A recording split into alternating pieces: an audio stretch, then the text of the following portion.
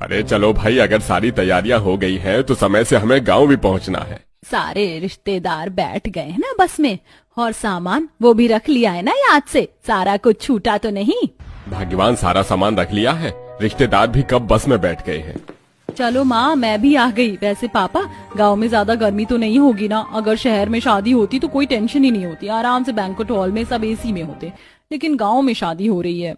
अब बहू गांव से ला रहे हैं तो शादी भी तो गांव से ही होगी ना, और कहीं ना होती गांव में इतनी गर्मी। चलो अब सब, वरना शादी मुहूर्त सब तुम लोग वहीं निकलवा दोगे।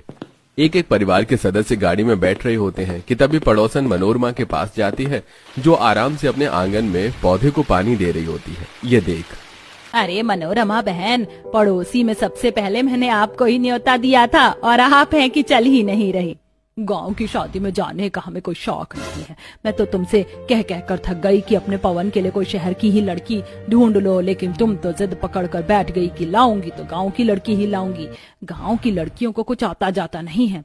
मनोरमा बहन, हमारी होने वाली बहू तो काफी संस्कारी है, और तो और मुझे तो भाई गांव की शादियां पसंद है। शहर की शादियों में तो खामखा का शोर शराबा होता है, लोग दारू पी के नाच रहे होते हैं, लेकिन गांव की शादियों में सादगी होती है। मैं तो शहर की बहू लाऊंगी।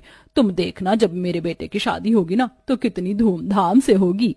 अब मनोरमा गाड़ी में बैठती है और पूरा परिवार कुछ घंटे में गांव पहुंच जाता है। गांव पहुंचते ही सभी लोग पूरे बारातियों का काफी अच्छे से स्वागत करते हैं।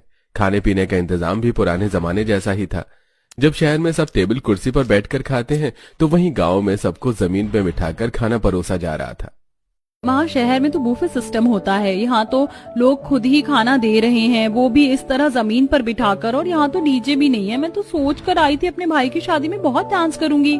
अरे बेटा, ये गांव की शादियां हैं, यहाँ शादी इसी तरीके से होती है, और खाना भी तो कितना बढ़िया है। और अगर तुझे नाचना ही है तो गीत पर नाच लेना, वहाँ कितनी सारी औरतें बैठकर गीत गा रही हैं।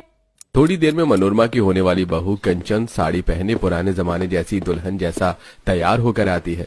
अब मंडप में ही जयमाला और बाकी की रस्में होती हैं। 7 फेरों के बाद कंचन सभी बड़ों के पैर छूकर उनसे आशीर्वाद लेती है। माँ जी, पिताजी, मुझे आशीर्वाद दीजिए कि मैं अंतिम सांस तक सदा सुहागन रहूं। जुग जुग जियो बहू, दूधो नहाओ पूतो फलो, भगवान करे तुम्हारा सुहाग हमेशा बना रहे।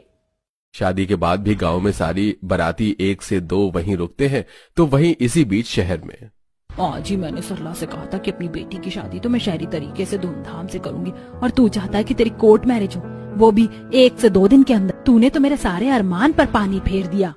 जितने पैसे हम शादी में लगाएंगे, उतने पैसे अगर हम अपने हनीमून पर लगाएं तो वो ज्यादा बेस्ट रहेगा। और सोनम भी